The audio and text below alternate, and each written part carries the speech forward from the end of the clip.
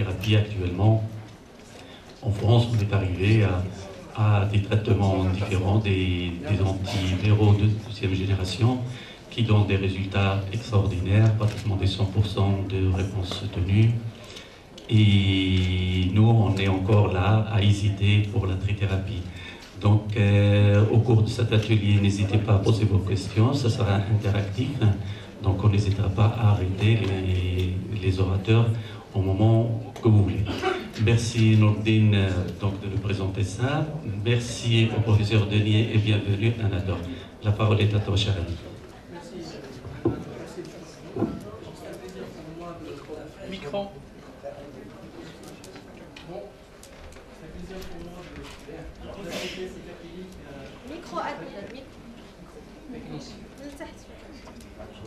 C'est un plaisir pour moi de présenter ces cas cliniques avec le professeur Denier, qui vous connaissez.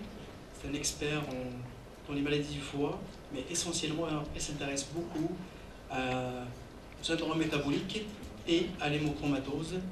Et les professeurs CHU de Pontchaillou à Rennes. Donc on va essayer de se familiariser ensemble avec la trithérapie comme ça a été dit par Dr Mahmoud, à travers ces cas cliniques. Donc ces cas cliniques de la vraie vie. C'est un patient de 64 ans, diabétique sous insuline, une cirrhose virale C compensée, child A6, bien compensée, donc pas de varices œsophagienne.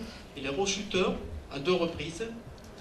En 2007, suite à une bithérapie de 48 semaines, puis en 2010, suite à une bithérapie de 72 semaines. Bon, on a essayé de prolonger, mais en vain, il a rechuté. Co-infection par le B et le VIH, pas de co-infection par le B et le VIH.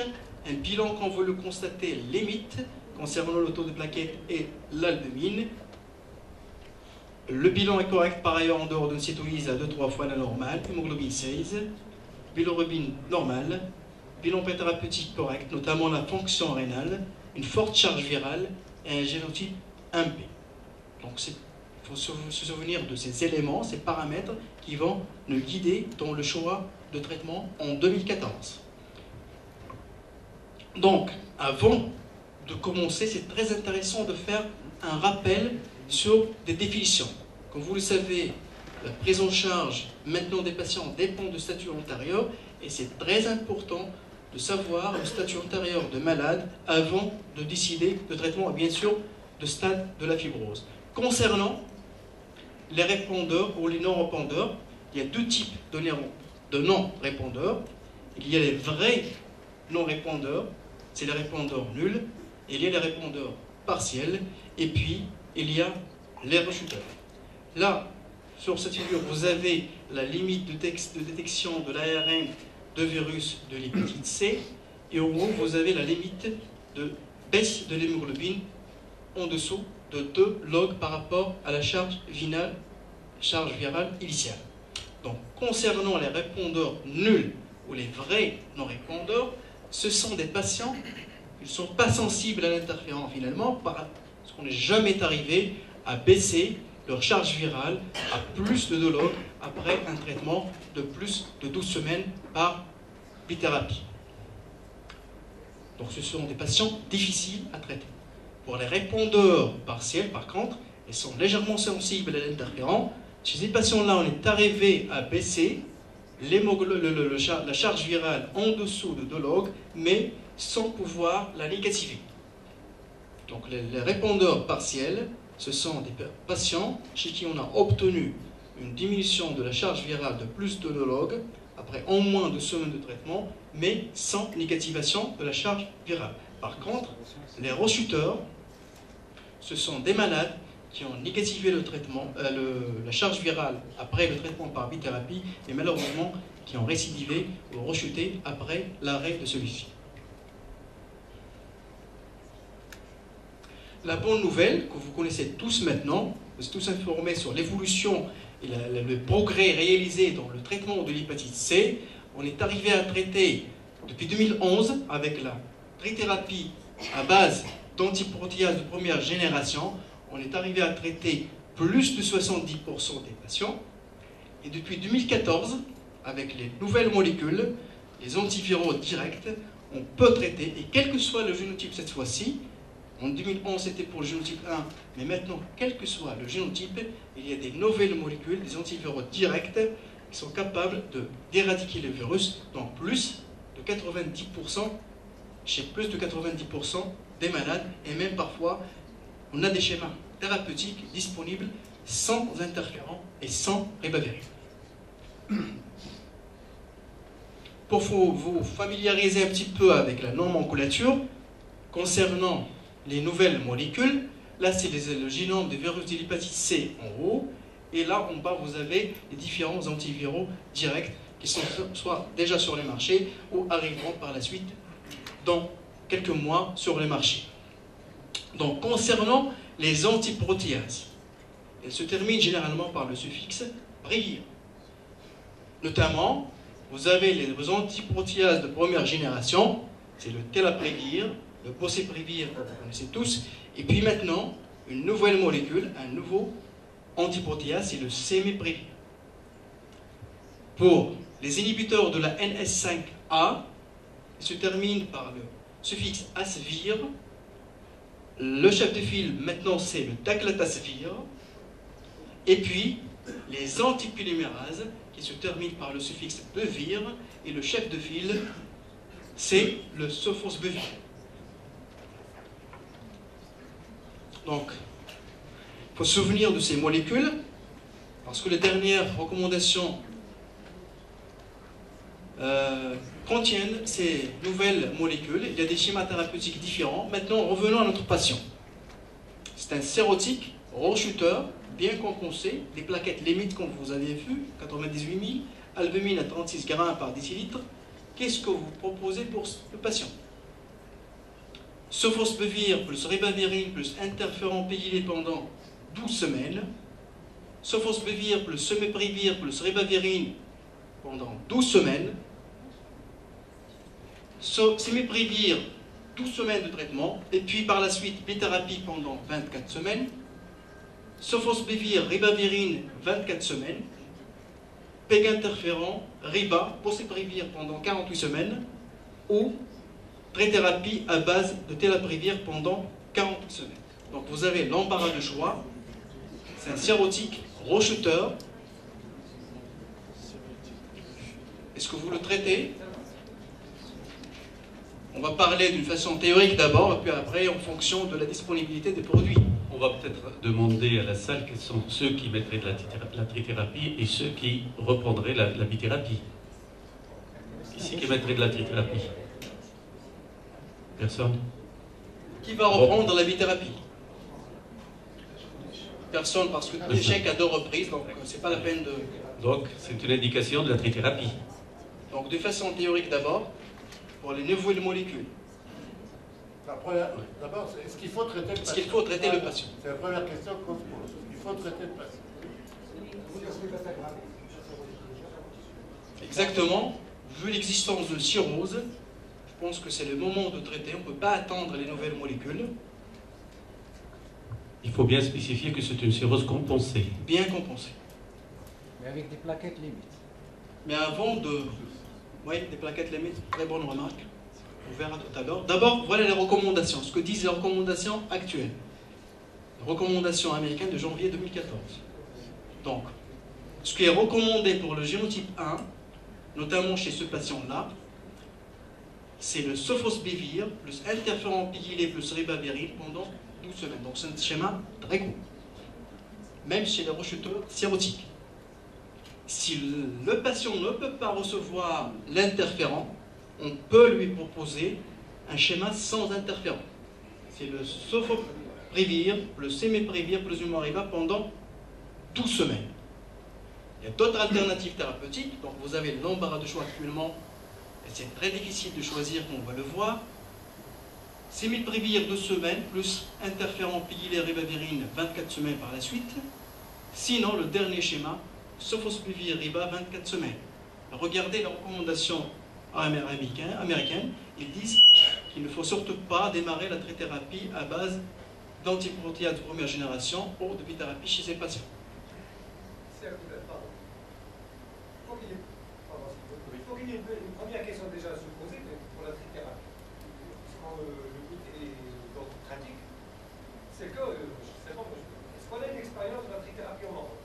va la voir tout à l'heure. Non, parce que vous me posez des questions, quel choix vous allez faire, quoi. Le plateau déjà, moi je crois que... En se basant sur la littérature, Sur la D'abord, littérature pour le moment. ça c'est théorique. Voilà. C'est pour vous dire les recommandations. D'accord. Puis après, on va dire ce que nous avons fait. On va choisir notamment les médicaments disponibles dans le pays. Je crois que c'est important de savoir les médicaments dont vous allez disposer dans 1 an, dans 2 ans, dans 3 ans, de façon à évaluer le degré d'urgence du traitement de vos patients. Parce que c'est évident qu'aujourd'hui, la trithérapie n'est plus le premier choix que l'on fait lorsqu'on a la possibilité d'utiliser les nouveaux antiviraux. Ceci dit, si on n'a pas accès à ces antiviraux, il y a un certain nombre de patients, dont celui-là, qu'on ne va pas pouvoir attendre pendant plusieurs années avant de traiter.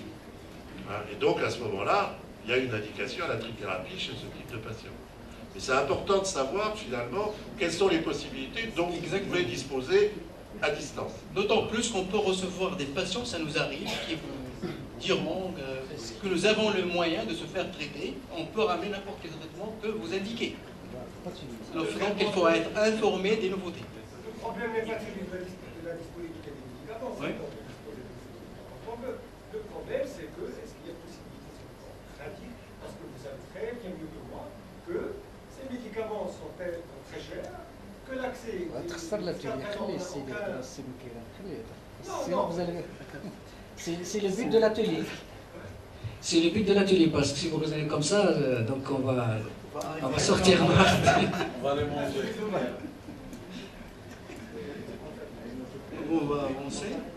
Par contre, les dernières recommandations européennes, c'est d'avril 2014, ils sont un petit peu en accord avec les recommandations américaines. Donc ils donnent plusieurs options. Il y a 6 options. 6 façons de traiter un patient affecté par le génotype 1. L'option 1, c'est sofosbuvir, péginterféron, Riba, 12 semaines.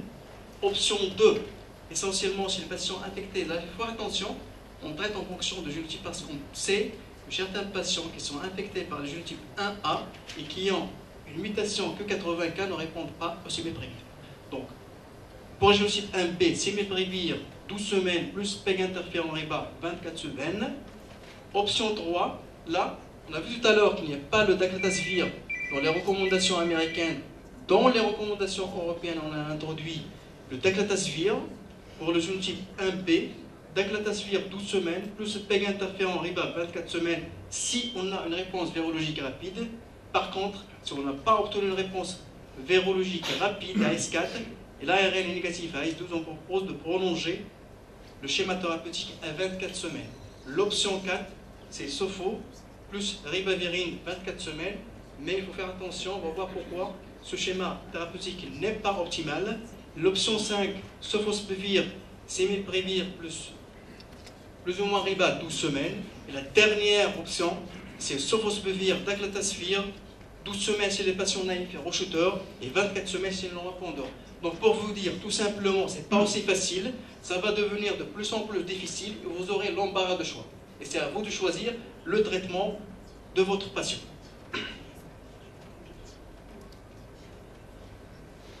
Donc voilà les résultats.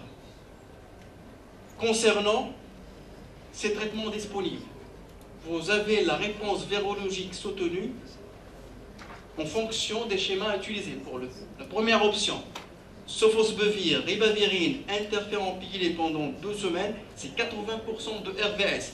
Et même chez les patients difficiles à traiter, c'est-à-dire notre cas clinique, patient sérotique orochuteur, avec un traitement court de 12 semaines, c'est 80% de RVS. Pour schéma Sofoprévir, Simiprévir, Ribavirin pendant 12 semaines, c'est 93% de RVS. C'est des résultats très intéressants. Par contre, regardez, même avec les nouvelles molécules, quand même, les résultats sont décevants. C'est 40% avec Sofo-Ribavirin 24 semaines et 60% avec Simiprévir 12 semaines, péginterféron Riba 24 semaines. Ce sont des patients sérotiques et rechuteurs. Mais malheureusement, ces molécules ne sont pas encore disponibles dans tous les pays. Donc ça nous amène à parler de prix et de coût de la prise en charge. Remarquez que En Europe, le Sofosbuvir est disponible depuis janvier 2014. Le Seveprevir, c'est en mai 2014. Et le Daclatasvir, c'est en septembre 2014. Il est actuellement en ATU. Et regardez les prix.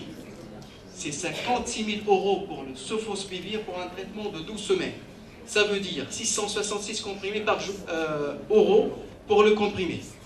Donc c'est un traitement vraiment coûteux. Donc, et là, ça nous amène à parler de rapport bénéfice, coût-bénéfice. C'est des études de pharmacodynamique qui se sont intéressées, de pharmaco-économiques qui sont intéressées à ça. Et professeur Denier, pour vous expliquer ce rapport et peut-être vous guider dans le choix de traitement par rapport au coût qu'a le produit. Donc, professeur Denier. Oui, rapidement, ça c'est un poster qui a été présenté à l'EASL il y a une quinzaine de jours de l'équipe de Créteil qui montre que c'est une étude coût-efficacité pour les différentes stratégies thérapeutiques actuelles et qui s'appuie sur notamment l'espérance de vie et la qualité de vie. Alors c'est des modélisations. Ce qu'il faut voir, c'est que finalement, à espérance de vie et à qualité de vie à peu près comparables, vous voyez que le coût cumulatif de la trithérapie, dont on dispose aujourd'hui ici, est très nettement inférieur au coût des autres stratégies, qu'il s'agisse du traitement par interféron avec les nouveaux antivirus directs, ou même de l'attente d'un traitement à faire ultérieurement, puisqu'on va du simple au cadeau. Donc ça, c'est un argument économique pour proposer à vos patients dès maintenant une trithérapie. Donc, à partir de cette étude, il vaut mieux traiter aujourd'hui qu'attendre les nouvelles molécules, pas la trithérapie dont nous disposons, c'est-à-dire la trithérapie à base d'antiprotéases de première génération. Maintenant, quels sont les résultats de traitement de ce malade avec les antiprotéases de première génération, Boceprevir, Telaprevir? 63% de RVS, 73%, 83%, 93%. Qui est pour la première?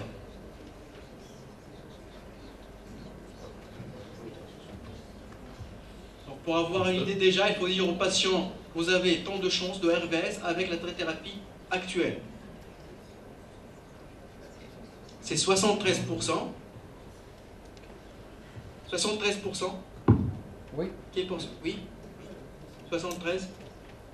83%. Une seule. 93%. Personne? Et 83%. Donc énormément de chances de guérison. Même chez les patients difficiles à traiter, quelle que soit la molécule utilisée. Remarquez que soit trithérapie à base de Boceprevir ou trithérapie à base de Telaprevir, chez ce patient-là, vous avez 83% à 84% de chances de RVS. Donc, ce qui est énorme. Ça vaut le coup de proposer une trithérapie à ce patient. Je peux t'arrêter, s'il te plaît.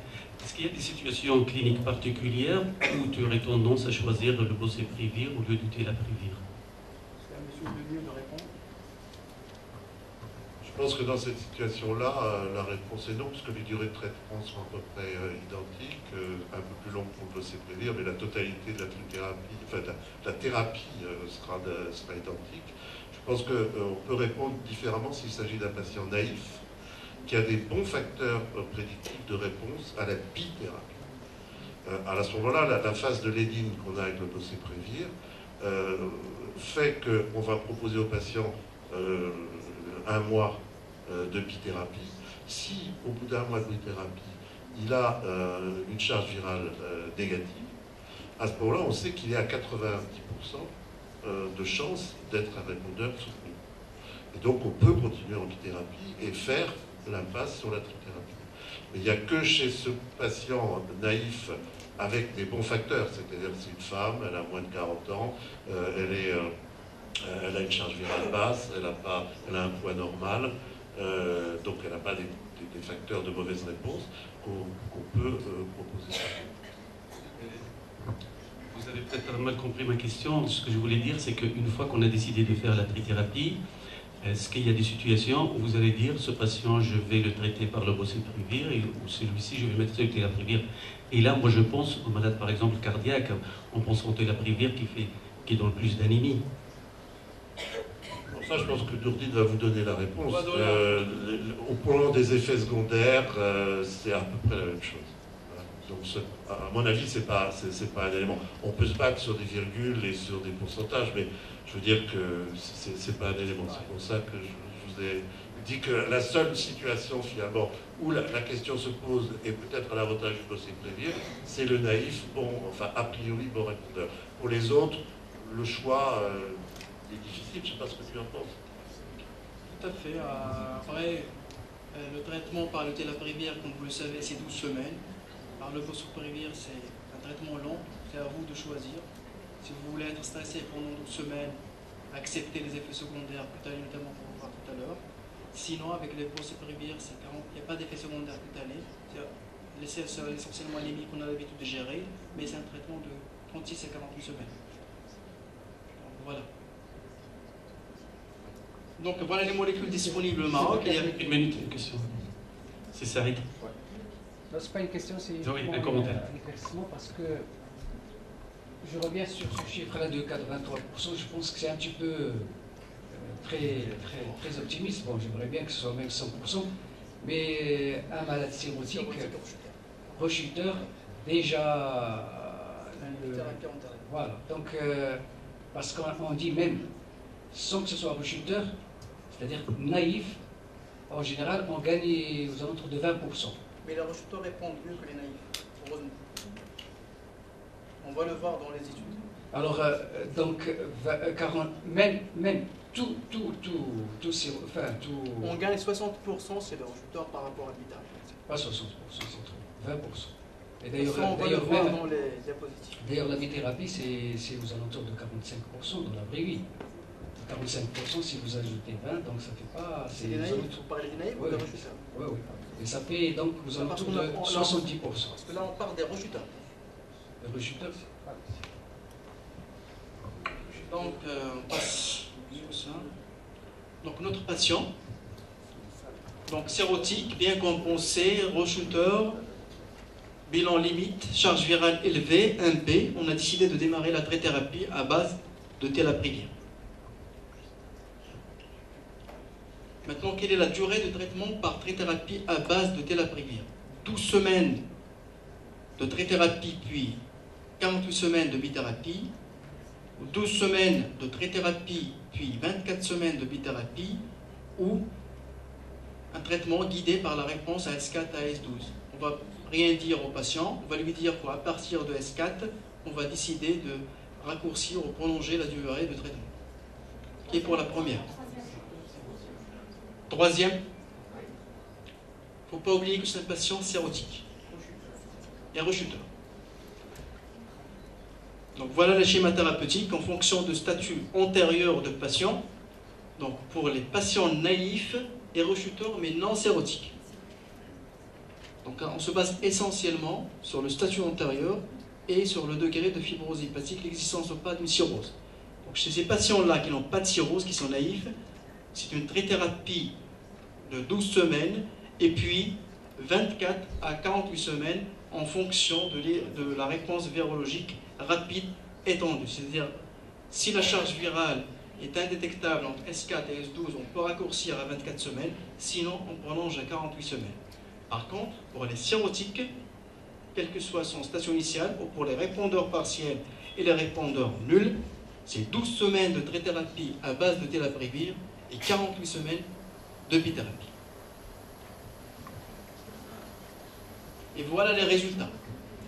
Dans les études cliniques, remarquez que ça dépend du statut antérieur de patient, mais on gagne 60% à peu près par rapport à la bithérapie, donc c'est l'étude réalise, 60% par rapport à la bithérapie chez les rechuteurs. Donc c'est 83% versus 24%, 44% chez les répondeurs partiels, 60 versus 15%. Le traitement reste un petit peu, je dirais médiocre, chez les répondeurs nuls malheureusement, 30% mais quand même on gagne 24% par rapport à une bithérapie. Bon, moi je voulais te demander, ton malade là, tu l'as traité donc par 3 prises dans la journée, c'est ça? On arrivera. On est dans les résultats. Donc voilà les résultats, mais tout à l'heure, il y avait une question dans la salle concernant et un commentaire concernant les répondeurs nuls. Il faut bien réfléchir. Je ne sais pas si on a, il faut bien réfléchir avant de proposer un traitement, surtout s'il s'agit d'un patient sérotique, parce que la réponse ne dépassera pas 14%, même avec une trithérapie. C'était votre commentaire. Oui, je pense qu'à ce niveau-là, il y a une chose qui est importante, la clinique de base, c'est de bien préciser comment s'est passé le premier traitement et de bien classer son patient en termes de réponse partielle, quelle a été la chute de la virémie aux différents temps, est-ce qu'on est devant un répondeur partiel ou un répondeur nul. Je crois que c'est très très important parce que il est évident que chez un patient comme ça, cirrhotique, on va, si réellement si c'est un non-répondeur, on n'ira peut-être pas faire de la trithérapie. Par contre, si on montre que c'est un répondeur partiel qui a bien chuté sa virémie, et bien à ce moment-là, on ira beaucoup plus confiant.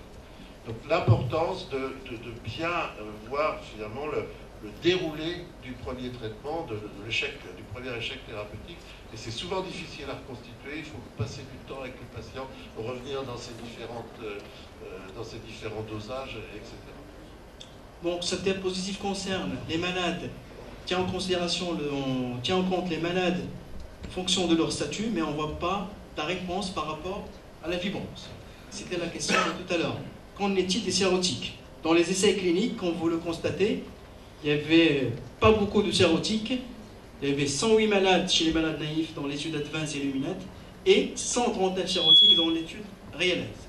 Donc, quels sont les résultats chez les malades sérotiques en échec d'un traitement antérieur? Là encore, on voit que chez les rechuteurs sérotiques, la RVS est de 84%. Donc, ça reste quand même énorme. Par contre, remarquez pour les répondeurs nuls, c'est de 14%. Comme ça a été bien dit, il faut bien faire réfléchir avant de leur proposer une trithérapie à base d'antiprotéases de première génération. En plus, on a des résultats de l'étude COPIC. C'est la trithérapie dans la vraie vie chez les malades difficiles à traiter, difficiles à gérer.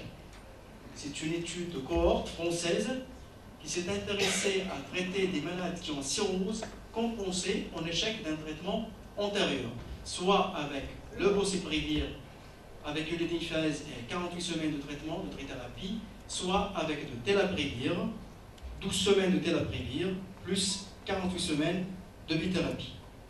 Les résultats restent encore très intéressants. Remarquez que les sérotiques difficiles à traiter rechuteurs, c'est 74% de RVS dans la vraie vie avec le schéma contenant le telaprevir.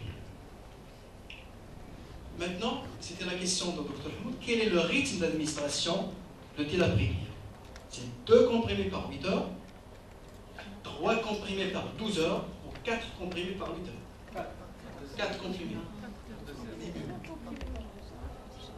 2 comprimés par 8 heures.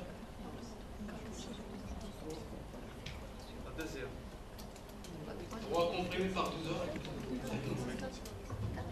Oui, moi je serais 3 comprimés pour 12 heures.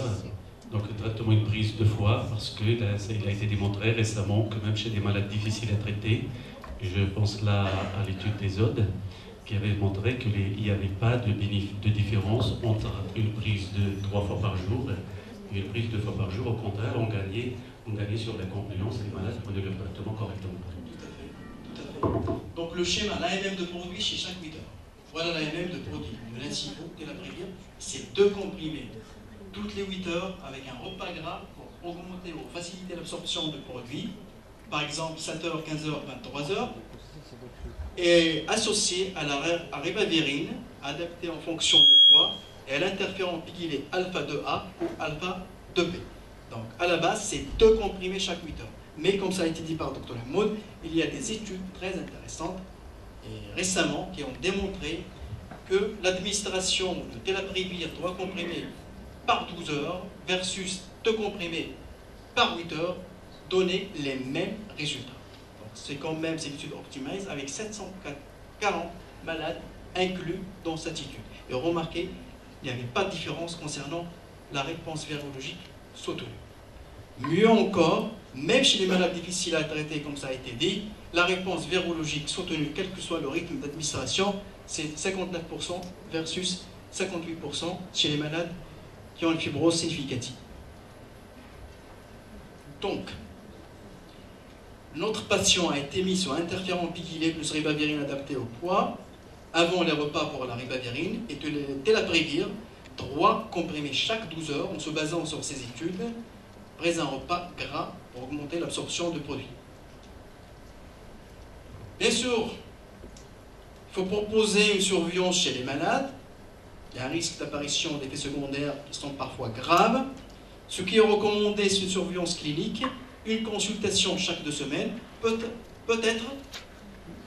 Les sérotiques, il faut les surveiller de trop près, qui sont à risque de complications plus que les autres, une fois par semaine chez les sérotiques.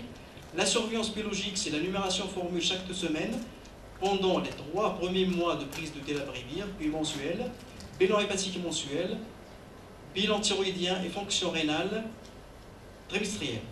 Là, certaines études ont attiré l'attention sur le risque d'aggravation de la fonction rénale sous antiprotéase de première génération. Donc il faut faire attention, il faut surveiller la créatinine chez ces patients. Par contre, pour la surveillance virologique de Telaprevir, ce qui est recommandé, c'est de l'ARN à S4, à S12, à la fin de traitement et 24 semaines après la fin de traitement.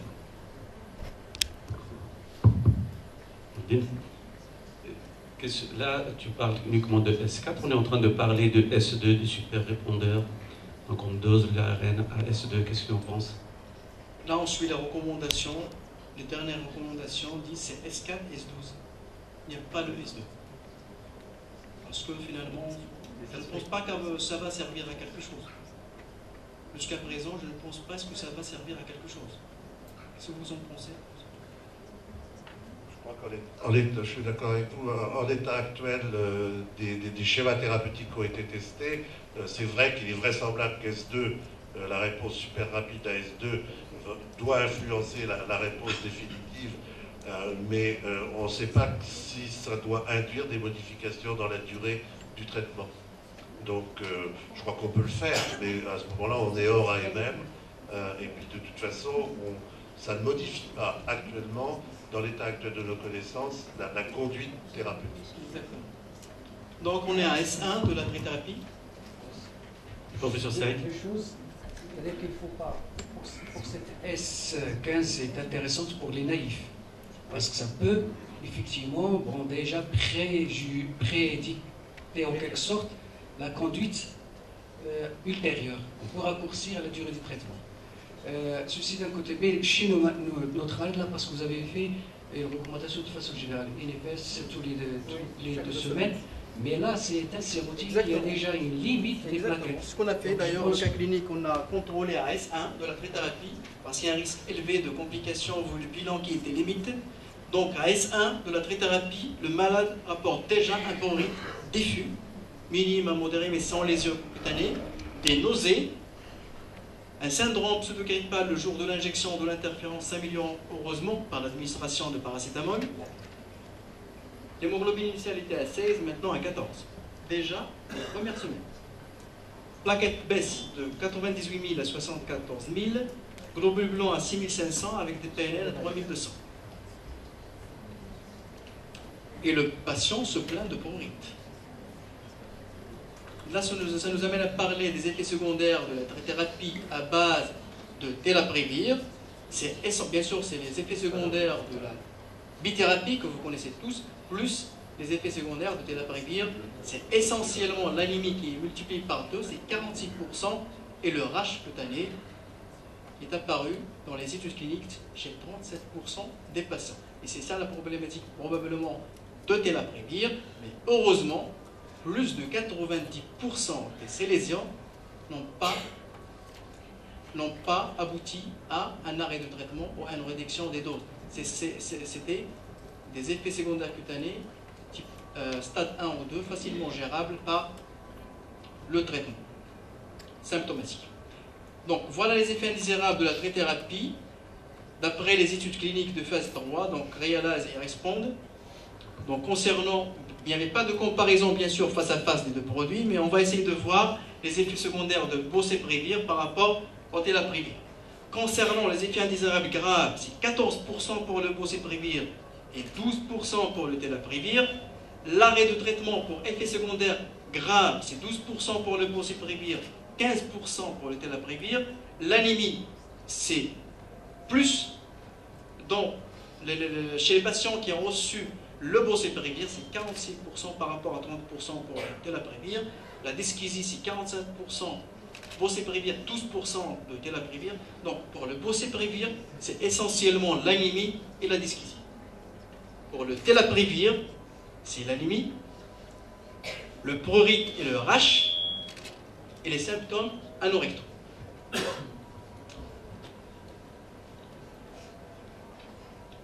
Malheureusement, les sérotiques tolèrent encore mal cette trithérapie.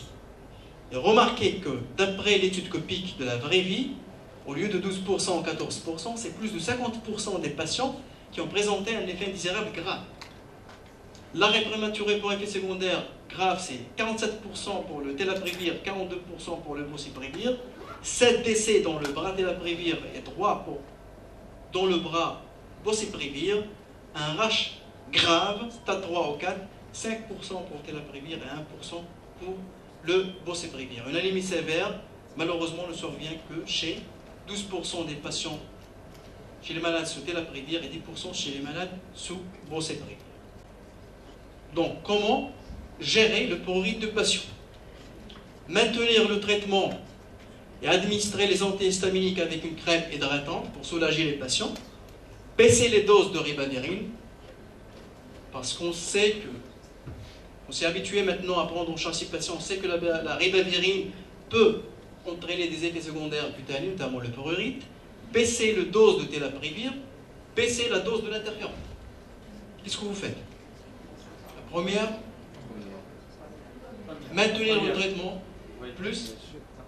Voilà, il ne faut surtout pas baisser les doses de telaprevir. Jamais, il ne faut jamais baisser les doses de telaprevir. Non, simplement, je voudrais faire un commentaire sur le prurite. Moi, j'ai pris l'habitude de prévenir, c'est-à-dire que le patient, dès qu'il est mis sous telaprevir, je lui donne un certain nombre de petits trucs. Alors, ces petits trucs, c'est faire des douches qui sont relativement courtes, pas trop chaudes, bien hydrater sa peau après avec une crème hydratante. Parce qu'il y a plusieurs façons de faire. Le plus simple, c'est d'aller voir le site web sur les interactions médicamenteuses. Vous aurez la réponse rapidement sur ces interactions et la possibilité d'utiliser ou pas le produit. Ce que nous avons fait, donc le patient, la dysloratadine n'est pas contre-indiquée avec les antiprotéases, donc on a administré la dysloratadine 5 mg par jour avec des crèmes hydratantes. Par contre, la domperidone, il faut l'éviter, elle est contre-indiquée. La domperidone, il ne faut pas l'utiliser avec les antiprotéases, vu les risques cardiaques. Par contre, on peut utiliser le métoclopramide pour le nausée. On a vu la disparition de prurite et des nausées chez notre patient. Ça nous amène à parler des règles d'arrêt ou les indications de l'arrêt de la trithérapie lors de l'apparition de lésions cutanées, notamment des dermatites eczématifiantes secondaires au telaprevir. Comme vous le savez, il y a plusieurs stades. Il y a le stade 1, 2, 3 et 4. On a des lésions minimes, c'est-à-dire des lésions eczématiformes qui intéressent localisées, moins de 30% de la surface corporelle, on peut continuer le traitement avec un traitement symptomatique. En cas de lésions modérées, là je pense qu'il faut prendre l'avis des dermatologues, donc c'est des lésions cutanées inférieures à 50% de surface corporelle qui n'entraînent pas d'interruption de traitement, mais il faut prendre l'avis du dermatologue pour utiliser les dermocorticoïdes notamment, mais à partir de stade 3, ou la non-amélioration après une semaine de stade 2, il il faut arrêter le traitement parce qu'il y a un risque d'évolution grave et fatale. À la semaine 4, l'hémoglobine de patient continue à baisser de 16 à 10, des globules blancs à 4000 avec des neutrophiles à 1800, les plaquettes à 80 000. On a demandé la charge virale, mais malheureusement, comme vous le savez, on doit continuer le traitement et attendre les résultats. Donc à la semaine 5, l'hémoglobine stationnaire, plaquettes continue à baisser, 60 000, globules blancs 4200, PNL 1890. On a eu les résultats de la charge virale. À S4, elle est inférieure à 15, mais le virus est détectable. Il est toujours détectable, mais non quantifiable. L'albumine? Il n'y a pas d'aussi. C'est parce que l'albumine, il faut la doser, même les plaquettes. Tout à l'heure, C'était à 74 000, puis à 80 000, je ne sais pas, est-ce qu'il n'y a pas un problème de chiffre, parce que là, l'AMM dit qu'il ne faut pas donner à moins de 100 000. Moins de 90 000. On a commencé à 98 000. Donc, on était dans les recommandations. Ça continue à baisser. Concernant l'albumine, Dr Hamoud, si tu as la réponse de l'albumine, tu réponds à l'albumine à 32, à 30. Qu'est-ce que tu fais? Non, moi, Tu arrêtes le traitement? Oui, je pense qu'avec 60 000 de plaquettes, j'arrêterai le traitement. Sauf, ça me ramène à poser la question à M. Denier concernant le Revolade, le traitement de thrombopénie. On ne l'envisage qu'en dessous de 50 000. Exactement. À 63 000, on continue le traitement. Et en fait, ce sont des plaquettopénies qui ne donnent pas lieu à beaucoup de complications. Les plaquettes sont en bonne santé, je dirais, elles sont fonctionnelles. Et donc, ce ne sont pas des thrombopathies, ce sont des thrombopénies. Et un cirrhotique avec 50 000 plaquettes, il ne fait pas d'accident hémorragique particulier. C'est en dessous de 50 000 plaquettes qu'on se pose la question du Revolade. Tu permets juste un petit commentaire, c'est que si on continue, si ça arrive, s'il y a un problème qui arrive à quelqu'un qui est dans un centre hospitalier universitaire, les choses se passent bien. Mais si ça arrive, complications arrivent au Dr Hamoud Anador, je ne pense pas que les choses se passeront bien. Je pense qu'on surveille le patient chaque semaine. On voit que sur le plan clinique, comment ça évolue. Je ne pense pas qu'il y ait un risque. On n'a pas lâché le patient dans la nature. On n'a pas un guide d'arrêt à 63 000. On a une AMM qui donne, en effet, bon, je crois que c'est 90 000, c'est pas 100 000, hein, se poser des questions en dessous de 90 000 pour initier une trithérapie. Mais dans le suivi du traitement, quand ça chute, et on s'attend que ça chute toujours, la frontière des 75 000, 60 000 n'est pas considérée comme un motif d'arrêt du traitement. Exactement. Dans la recommandation de la bithérapie et de la trithérapie, le seuil c'est 50 000.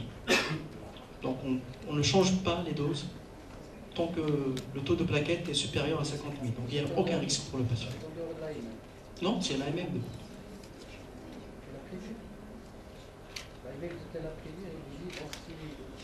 La privée, il vous dit qu'il faut que ce soit plus de 90 000. Avant de commencer. Avant de commencer. Le médicament Commence. Ma question est par rapport à l'anémie. Il a quand même, en 4 semaines, il a diminué de 6 points. Donc, est-ce qu'il fallait démarrer bien avant l'érythropoïétie? Il a vu la cinétique de chute de l'hémoglobine. Très bonne question. Donc, c'est la...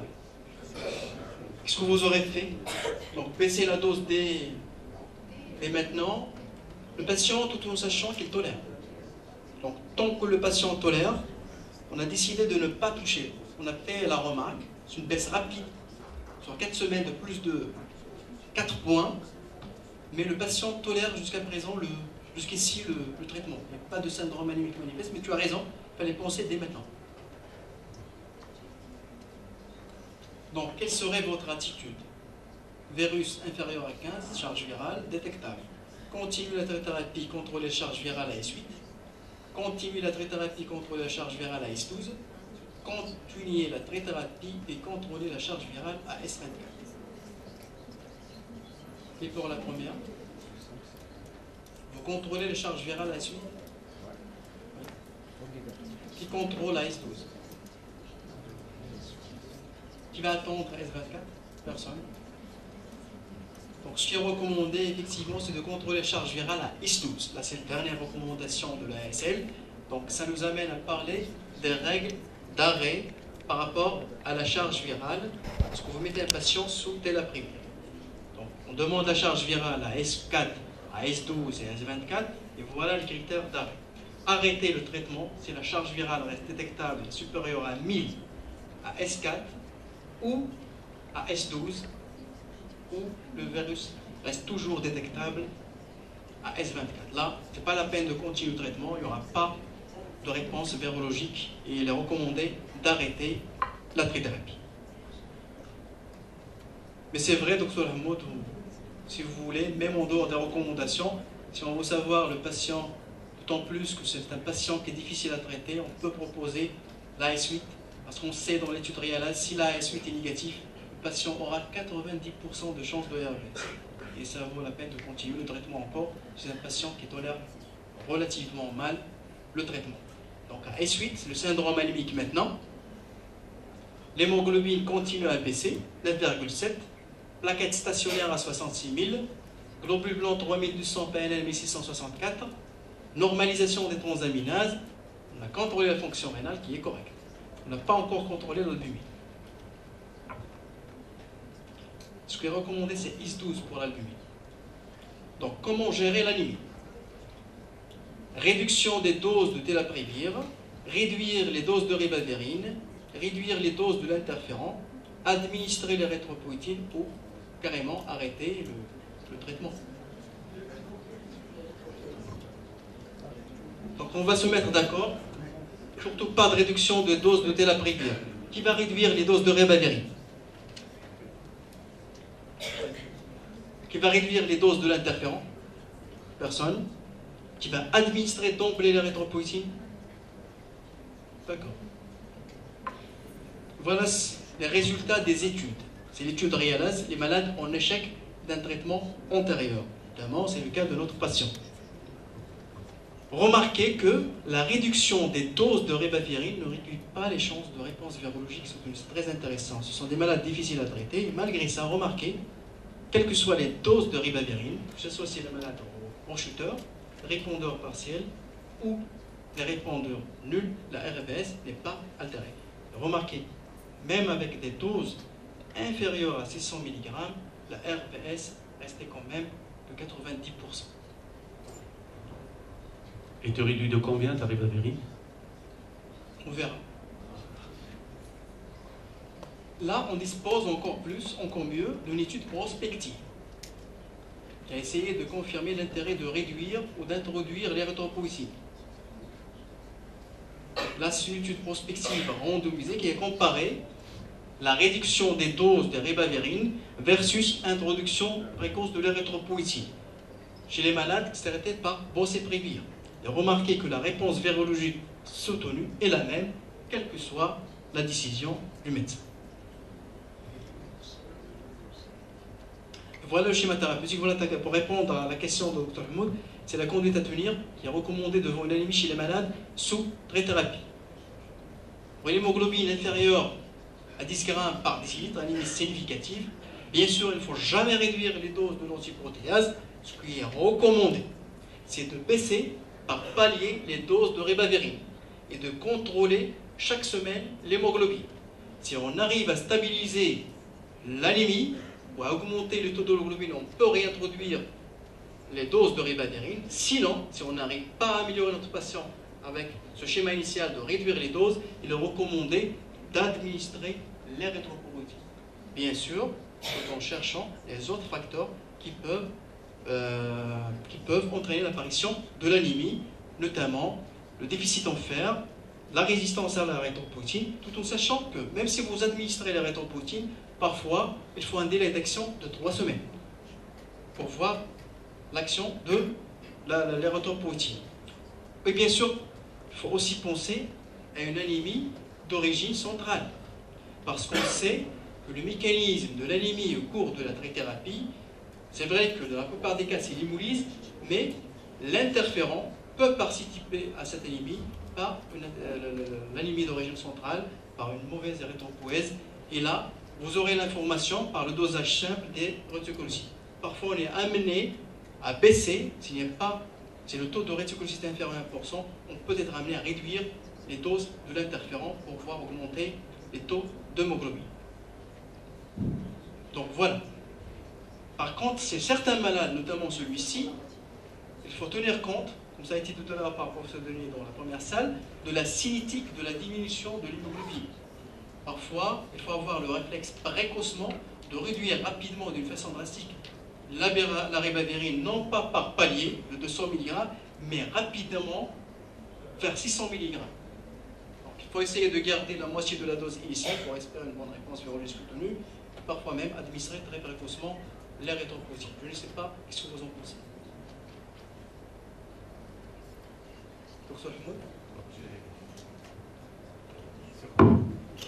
Sur la latitude devant une anémie. Oui, je pense que c'est tout à fait correct. Mais moi, je voulais poser deux questions concernant, premièrement, la transfusion. Est-ce qu'elle a une place? Et puis, deuxièmement, est-ce que, au fait, cette anémie, des fois, quand on a commencé la bithérapie, on n'avait pas d'anémie, on était bien content de dire, bon, c'est très bien, pas de problème, tout se passe bien.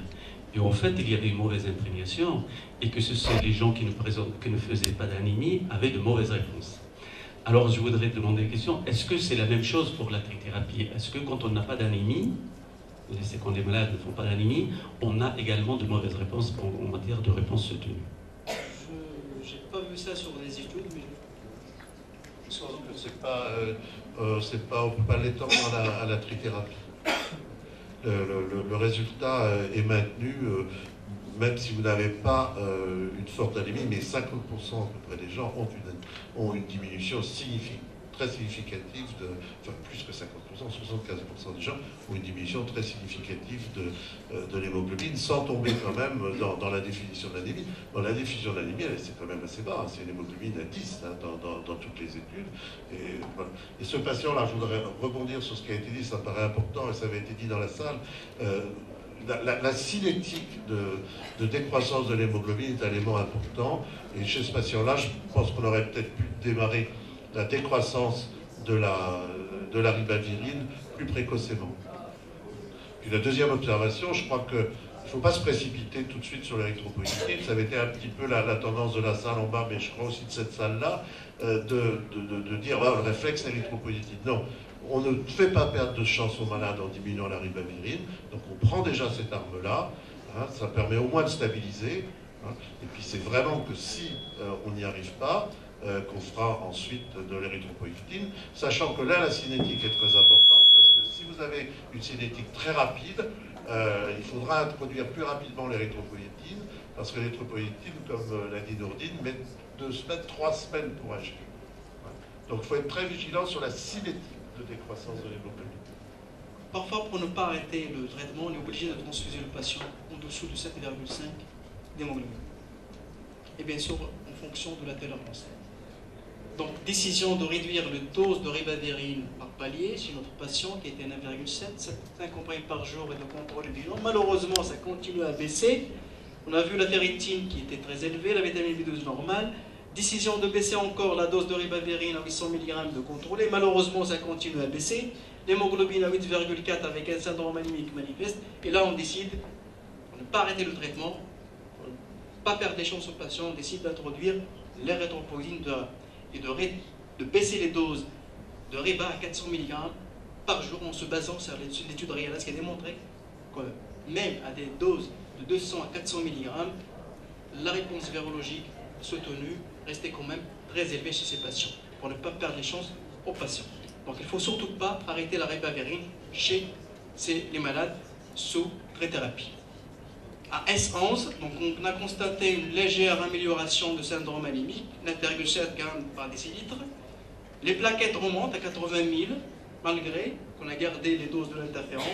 Globules blancs à 4000, PNL 2300, ponction crénale encore normale, transaminase normale, et on augmente cette fois-ci les doses de ribavérine à 600 mg par jour, et on garde les rétropoïétines pour rester dans les recommandations. C'est 30 000 une fois par semaine, l'érythropoïétine bêta.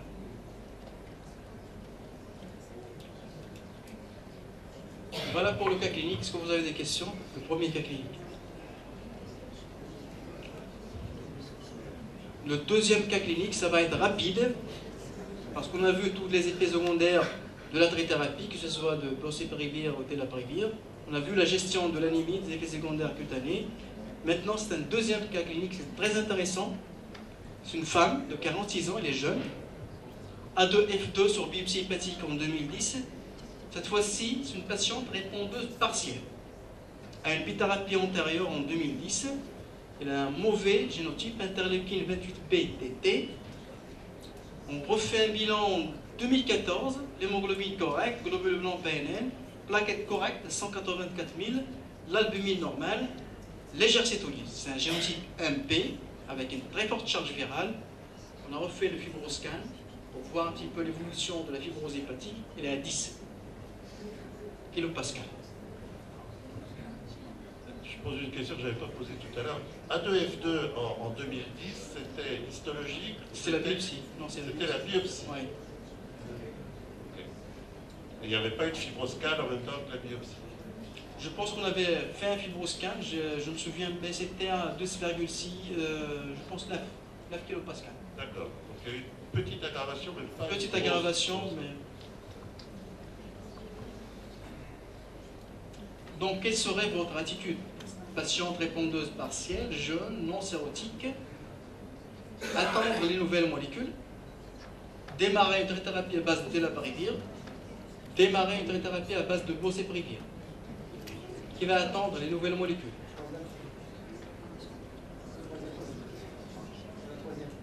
La troisième, pourquoi? Pourquoi pas la deuxième? Pourquoi pas le tenofovir? Je pense qu'on devrait avoir une idée justement sur la progression de la fibrose chez la cinétique de progression de la fibrose. C'est 9 kilopascal en 2010 et 10 kilopascal en 2014. La progression est quand même assez lente, donc on peut peut-être attendre. Vous attendez?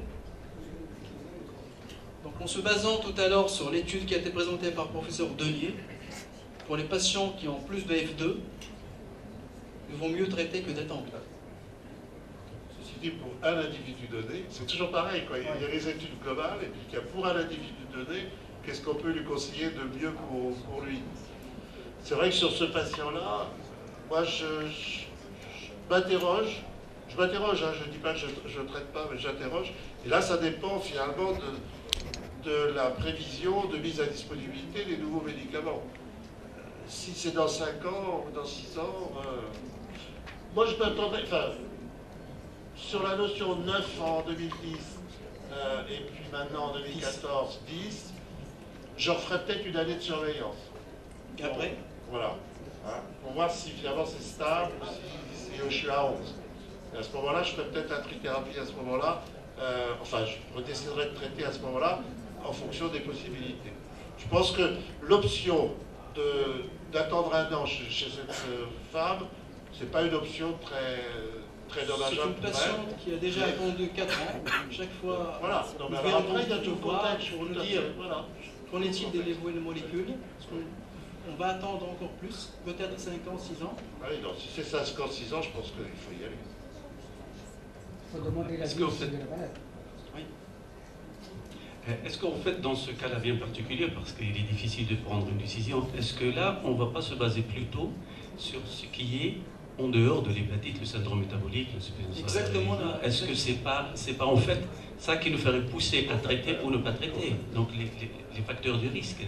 Je pense que chez cette patiente, en plus de ce que vous venez de dire, c'est l'intérêt de l'Eledine phase pour voir la sensibilité à l'interférence chez cette patiente initialement pendant 4 semaines et puis après décider en fonction des chances de réponse virologique soutenue sous thérapie après la 4e semaine. Et ce que nous avons fait, c'est pour cette raison. Je vais poser une question à M. Denier. Si chez cette patiente, donc vous avez dit que vous allez attendre un an, est-ce que, enfin, non, on se pose. Est-ce que chez cette patiente, si elle était alcoolique, est-ce que vous traitez tout de suite son conseil? Je pense que ce que vous disiez là, dans la salle tout à l'heure, c'est important de voir quels sont les facteurs de fibrose chez ce patient. Si, et je crois qu'elle a un petit syndrome, s'il y a un syndrome d'insulino-résistance, si c'est une personne qui fume, enfin celui qui fume du hashish, c'est une personne qui boit même une ou deux doses d'alcool par jour, c'est vrai que la vitesse de progression de la fibrose chez ces personnes-là est beaucoup plus marquée que chez les personnes qui n'ont pas ces facteurs de risque. Donc c'est un élément dans la décision thérapeutique qui est important pour justement prévoir un petit peu la vitesse d'installation de la fibrose et intervenir à temps si on ne peut pas intervenir, comme c'est souvent le cas, sur les cofacteurs aggravants. Donc, c'est vrai, on a décidé avec la patiente, sur la base des résultats, des essais cliniques, de démarrer une trithérapie. Donc, voilà les résultats de la trithérapie chez cette patiente, les répondeurs partiels. C'est 59% avec le telaprevir 12 semaines, puis bithérapie 48 semaines, et 52% avec le schéma contenant le boceprevir pendant 48 semaines. Et je vous rappelle toujours qu'il n'y avait pas de comparaison face à face de ces deux molécules. Donc on décide de démarrer un traitement avec une lead-in phase pour voir la sensibilité à l'interféron. C'est l'interféron pegylaire-ribavirine plus boceprevir. Quel est le schéma thérapeutique recommandé chez cette patiente? Une phase initiale de bithérapie, puis une trithérapie de 24 semaines. Un traitement guidé par la réponse à S8 et S24, c'est-à-dire 24 semaines si réponse virologique étendue, puis 36 semaines si réponse virologique, s'il n'y a pas de réponse virologique étendue, puis bithérapie entre 36 et 48, et où d'emblée vous allez choisir un schéma de phase initiale de bithérapie de 4 semaines, puis trithérapie de 36 semaines et bithérapie de 36 à 48 semaines, ou une phase initiale de bithérapie de 4 semaines, puis trithérapie de 44 semaines. Donc je sais que c'est difficile, donc je ne vais pas attendre votre réponse. Je vais aller directement vers l'AMM de produit, c'est le Vectris, le boceprevir. Donc il y a 3 schémas en fonction de statut initial de patient et de degré de fibrose et de la réponse virologique de la cinétique virale au cours de la bithérapie initiale et de la trithérapie. Donc le premier schéma, c'est les malades naïfs non sérotiques. Donc c'est une bithérapie initiale de 4 semaines, puis une trithérapie avec le boceprevir qui va être prolongée pour une durée de 28 semaines si l'ARN est indétectable à S8. Par contre, si l'ARN reste toujours détectable à S8, on continue le traitement, la trithérapie pendant 36 semaines, et puis on garde la bithérapie entre 36 semaines et 48 semaines. Par contre, si le rechuteur, les répondeurs partiels non sérotiques, c'est une thérapie initiale, bithérapie pendant 4 semaines, puis trithérapie pendant de 4 semaines à 36 semaines, et une bithérapie de 36 semaines à 48 semaines, quelle que soit la réponse virologique, que ce soit l'ARN détectable ou indétectable à S8. On va voir tout à l'heure les règles d'arrêt. Par contre, chez les malades qui sont difficiles à traiter, c'est-à-dire les répondeurs nuls, qu'on a vu tout à l'heure, et les sérotiques ou les sérotiques, c'est une bithérapie initiale de 4 semaines, puis trithérapie boceprevir, interféron pegylaire-ribavirine pendant 48 semaines. Il faut prolonger le plus longtemps possible le traitement. Donc, voilà le schéma thérapeutique, l'AMM de boceprevir. Difficile à retenir un petit peu, mais vous pouvez le garder, vous pouvez l'avoir avec vous au bureau. Quel schéma, quelle administration de Vectris? Donc ce sont des gélules dosées à 200 mg. C'est 4 gélules de 200 mg 3 fois par jour à 8 heures d'intervalle avec une collation. Pas forcément grasse.